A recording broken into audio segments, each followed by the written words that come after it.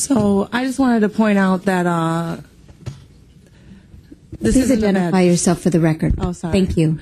My name is Ronda Rousey. I actually am a two-time Olympian. I'm the first American to ever win an Olympic medal in judo, and I'm currently the Strikeforce champion, and I actually only began fighting professionally only a year ago. So I'd like to point out that after the Olympics, I spent over a decade becoming very, very good at doing judo so I could represent our country. I won a medal, and I got 10 grand in a handshake, pretty much, and I had no work experience, no education, and a month and a half or so after the Olympics, I had no health insurance, nothing, living in my car. The U.S. Olympic Committee and the National Governing Body of Judo is what I really have complaints about.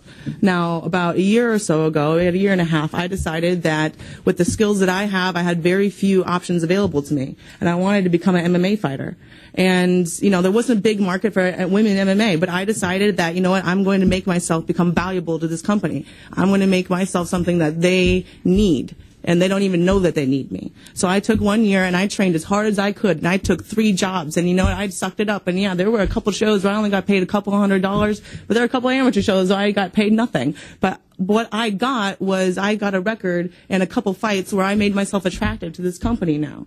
Now I went from not being able to support myself at all, barely, and now I'm fine within a year. And I didn't get that way through bad contracts. This is a performance-based business. You have to make yourself you have to make yourself valuable. I win and I make myself entertaining to watch, and that's why this company pays me. And I just think it's so funny this bill is being presented as if it's something to help the athletes, but what it really would do, it wouldn't help me renegotiate a contract. I would enter in a contract, and I would be, even if I'm happy with it and they're happy with it, and I went and told all my friends, oh my God, I have a USC contract, it's so cool. Someone that I don't know, that doesn't know me anything about my financial situation, could take a look at this contract, say that they don't like it, and instead of helping me renegotiate it, they will pull out the promoter's license. I can't fight in the event at all. I don't get paid anything. I don't get a match. How am I helped at all? This does nothing for me. I don't even think there's a problem, but even the bill itself, even if there is a problem here, this bill does nothing to help solve it. So that's my piece. Thank you. Members, Thank you. Are there any more questions or anything that you would like to clarify from any of the witnesses? Please, Vice Chair Gaines.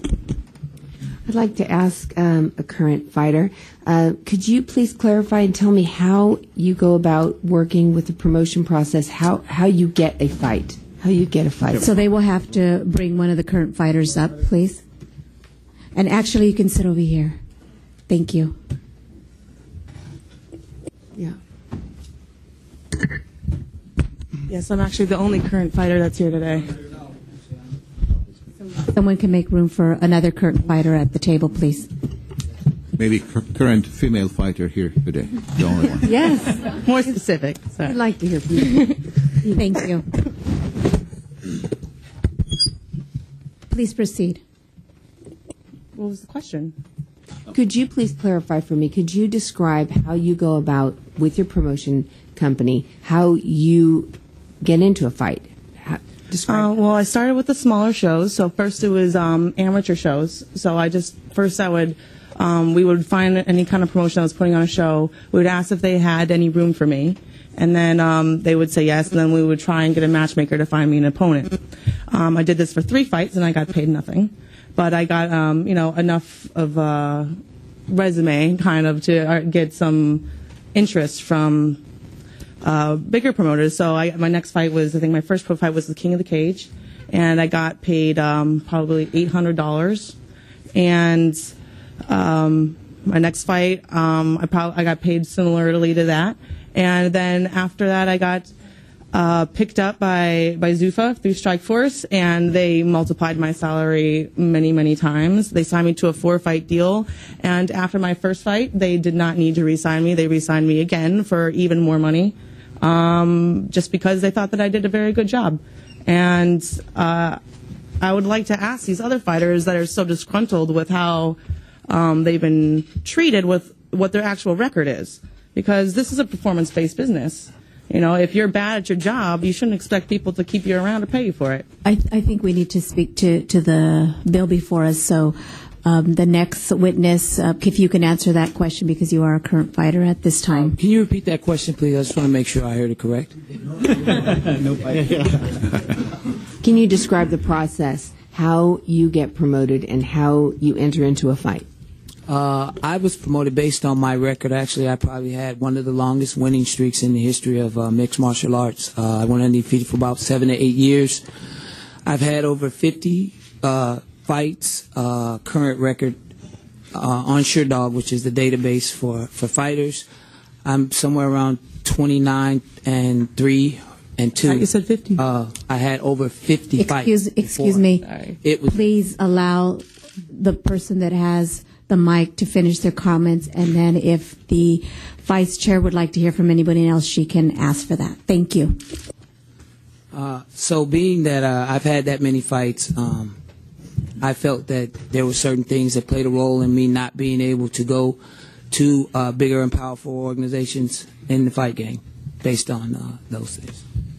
So, Madam Vice Chair, do you have any other questions? Would you like to hear any other testimony from anyone else at this point? Please. Yes, just very quickly, a point of clarification. Mr. McKee, I think, fought one time for the UFC, and so one of his 50 or so fights was with the UFC. Any other questions from the Vice Chair or comments? Do you mind getting more specific for me and telling me who negotiates on your behalf? I have a manager, and I also have a lawyer. My manager is Darren Harvey, and my lawyer is Rod Lindstrom. And so every single contract that I have is looked over by both my manager, me, and my lawyer. We all sit down together, and we read through it. I remember my last contract, actually, I was originally supposed to fight for 15 to fight and 15 to show. And I remember my manager just went and talked to the matchmaker and said, look, this isn't, you know, a couple extra grand is not, you know, a lot of money to you guys, but it is to her. Could you please, you know, just add something extra? And so they increased my contract just because. You know, we didn't need to leverage or say, oh, we have this other thing. I do good work for them, and I'm valuable to this company, and they treat me like that. And I have no complaints. Any other questions, Vice Chair? Just a comment. Thank you for what you have to say, and it sounds very consistent with what we heard from Matt Hughes, also in negotiating a contract. Thank you. Members, are there Assembly Member Alejo, first of all, one thing that I would agree with all of you, that this is a sport that is evolving and that there is a lot more equity probably than there was many years ago. The fact that we have women that are excelling in this sport is, I think, a good thing for the sport. I think that the good thing that's coming out of this is that we have had the opportunity to work with both sides to make some amendments to the bill, and I know that you have agreed to accept those amendments, Assembly Member Alejo. And one of the things that you did mention is that you're going to continue to work with the opposition to see if we can get a win-win on this. But I will be supporting the motion, and when somebody makes a motion to move it forward, and we do need a motion and we do need a second. So we have a motion from Member Monning. Do I have a second from anyone on the bill? I will second it for discussion. And with that, we have a first and we have a second. And I will ask the Secretary to call the roll. Campos? Aye. Campos, aye. Gaines? No. Gaines, no. Ashajian? Ashajian not voting. Butler? Carter? Carter not voting. Gatto? Gatto, aye. Mendoza? Mendoza, aye. Monning? Aye. Monning, aye. Silva? No. Silva, no. That bill's on call. So the bill is on call. You need one more, and that's where we're at. Ms. Butler, thank you. Thank you. And thank you for everyone coming and testifying. Thank you very much.